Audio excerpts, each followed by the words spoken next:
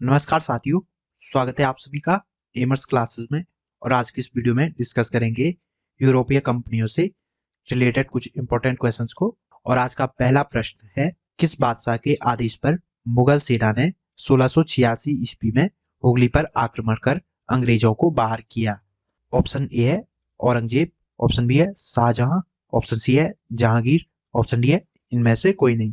तो इस क्वेश्चन का ऑप्शन ए सही है। 1686 ईस्वी में औरंगजेब के आदेश पर मुगल सेना ने अंग्रेजों को हुगली से बाहर किया था। अगला प्रश्न है, किस मुगल बादशाह ने अंग्रेजों से 1.5 लाख रुपए मुआवजा के तौर पर वसूल किए? ऑप्शन ए है औरंगजेब, ऑप्शन बी है शाहजहां, ऑप्शन सी है जहांगीर, ऑप्शन डी है इनमें से कोई नहीं। इस क्वेश्चन का ऑप्शन ए सही है। औरंगजेब ने अंग्रेजों से 1.5 लाख रुपए मुआवजा के तौर पर वसूल किए थे। अगला प्रश्न है, अंग्रेजों को सुतानाती, कालीकता एवं गोविंदपुर नामक 3 गांवों की जमींदारी खरीदने की अनुमति देने वाला बंगाल का मुगल सूबेदार था। ऑप्शन ए है शाह सुजा, ऑप्शन बी है इब्राहिम खां, ऑप्शन सी है शाइस्ता खां, ऑप्शन डी है अजीमुस शान।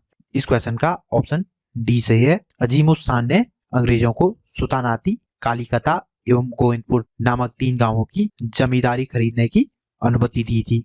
अगला प्रश्न है, किसके द्वारा जारी फरमान को अंग्रेज और ने बंगाल में ब्रिटिश व्यापार का मैग्ना कार्टा बताया? ऑप्शन ए है शाह सुजा द्वारा जारी फरमान, ऑप्शन बी है फर्रुखसियर द्वारा जारी फरमान, ऑप्शन सी है औरंगजेब द्वारा जारी फरमान, ऑप्शन डी है इनमें से कोई नहीं। इस क्वेश्चन का ऑप्शन बी सही है। फर्रुखसियर द्वारा जारी फरमान को अंग्रेज और ने बंगाल में ब्रिटिश व्यापार का मैग्ना कार्टा बताया था। इस फरमान के तहत 3000 रुपये के वार्षिक भुगतान करने पर ईस्ट इंडिया कंपनी को समस्त व्यापार में सीमा शुल्क से मुक्त कर दिया गया था तथा कलकत्ता के 38 सीमावर्ती गांवों को खरीदने का अधिकार भी प्रदान किया गया था।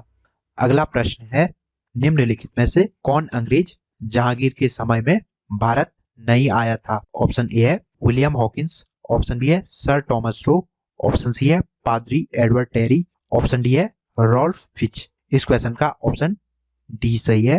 रॉल्फ फिच जहांगीर के समय में भारत नहीं आया था। रॉल्फ फिच सम्राट अकबर के शासनकाल में भारत आया था।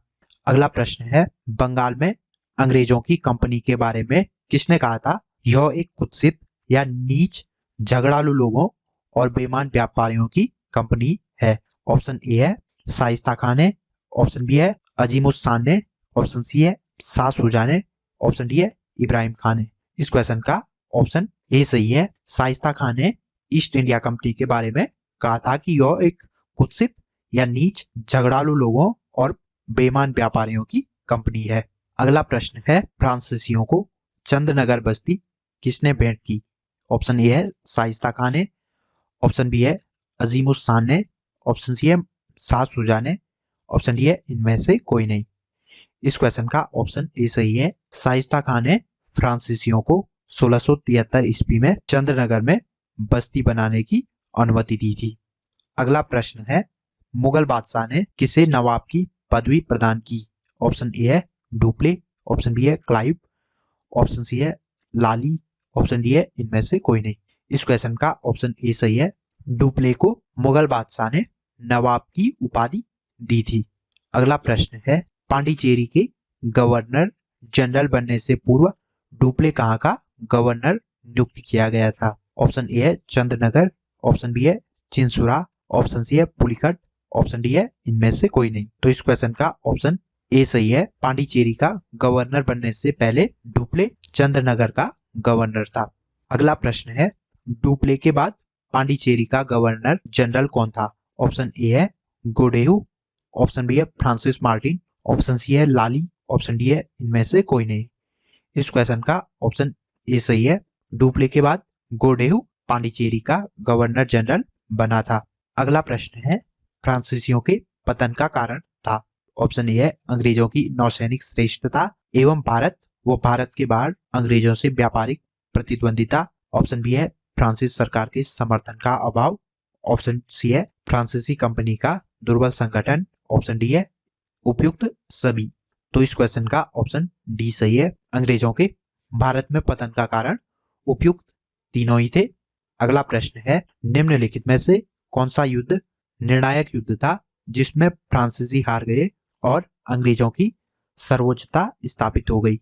ऑप्शन ए है वांडीवास का युद्ध, ऑप्शन बी है बेदरा का युद्ध, ऑप्शन सी है पलासी का युद्ध, ऑप्शन डी है बक्सर का युद्ध। इस क्वेश्चन का ऑप्शन ए सही है। 1760 ईस्वी को वांडीवास के युद्ध में अंग्रेजों ने फ्रांसीसियों को पराजित किया था। अगला प्रश्न है, प्रथम कर्नाटक युद्ध की समाप्ति किस संधि से हुई? ऑप्शन ए है एला सापेल की संधि, ऑप्शन बी है गोडेहू की संधि, ऑप्शन सी है पांडिचेरी की संधि, ऑप्शन डी है इनमें से कोई नहीं। इस क्वेश्चन का ऑप्शन ए सही है। प्रथम कर्नाटक युद्ध की समाप्ति एला सापेल की संधि से हुई थी। प्रथम कर्नाटक युद्ध 1746 से लेकर 1748 ईस्वी तक चला था। यह ऑस्ट्रिया के उत्तराधिकार के युद्ध का विस्तार था। अगला प्रश्न है, गोडेहू की संधि या पांडिचेरी की संधि से कौन सा युद्ध समाप्त हुआ? ऑप्शन ए है प्रथम कर्नाटक युद्ध, ऑप्शन बी है द्वितीय कर्नाटक युद्ध, ऑप्शन सी है तृतीय कर्नाटक युद्ध, ऑप्शन डी है इनमें से कोई नहीं। इस क्वेश्चन का ऑप्शन बी सही है। 1754 में गोडेहू की संधि या पांडिचेरी की संधि से द्वितीय कर्नाटक युद्ध की समाप्ति हुई थी। अगला प्रश्न है, वांडीवास के युद्ध में अंग्रेजों का नेतृत्व किसने किया? ऑप्शन ए है सर आयरकूट, ऑप्शन बी है थॉमस स्मिथ, ऑप्शन सी है थॉमस रो, ऑप्शन डी है इनमें से कोई नहीं। इस क्वेश्चन का ऑप्शन ए सही है। वांडीवास के युद्ध में अंग्रेजों का नेतृत्व सर आयरकूट ने किया था। वांडीवास का युद्ध 1760 ईस्वी में हुआ था। अगला प्रश्न है, कर्नाटक का तीसरा युद्ध किस संधि के फलस्वरूप समाप्त हुआ? ऑप्शन ए है एला सापेल की संधि, ऑप्शन बी है पेरिस की संधि, ऑप्शन सी है गोडेहू की संधि, ऑप्शन डी है पांडिचेरी की संधि। इस क्वेश्चन का ऑप्शन बी सही है। तृतीय कर्नाटक युद्ध की समाप्ति पेरिस की संधि से हुई थी।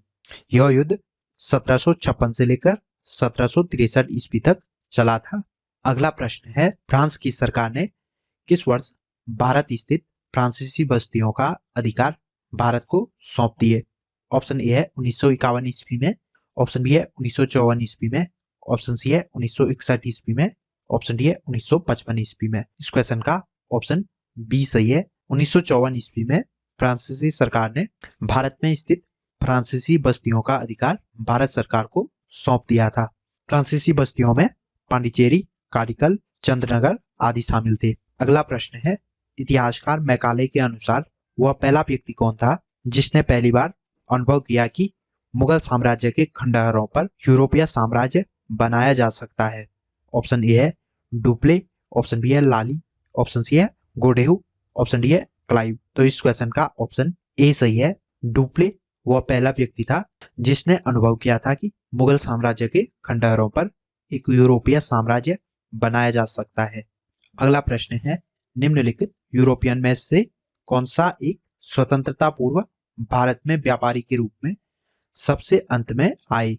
ऑप्शन ए है डच, ऑप्शन बी है इंग्लिश, ऑप्शन सी है फ्रांसीसी, ऑप्शन डी है पुर्तगाली। इस क्वेश्चन का ऑप्शन सी सही है। फ्रांसीसी भारत में व्यापारी के रूप में सबसे अंत में आए थे। अगला प्रश्न है, भारत का बादशाह उस समय कौन था जब ब्रिटिश ईस्ट इंडिया कंपनी की स्थापना हुई थी? ऑप्शन ए है औरंगजेब, ऑप्शन बी है जहांगीर, ऑप्शन सी है अकबर, ऑप्शन डी है हुमायूं। इस क्वेश्चन का ऑप्शन सी सही है। ईस्ट इंडिया कंपनी की स्थापना के समय भारत का बादशाह अकबर था। ईस्ट इंडिया कंपनी की स्थापना 31 दिसंबर 1600 ईस्वी को लंदन में हुई थी। अगला प्रश्न है, 15 अगस्त 1947 के बाद भी भारत का कौन सा भाग पुर्तगाल के अधीन बना रहा? ऑप्शन ए है गोवा, ऑप्शन बी है सिक्किम, ऑप्शन सी है पांडिचेरी, ऑप्शन डी है अंडमान एवं निकोबार। इस क्वेश्चन का ऑप्शन ए सही है। गोवा 15 अगस्त 1947 के बाद भी पुर्तगाल की बस्ती था। गोवा को 19 दिसंबर 1961 ईस्वी को मुक्त किया गया था।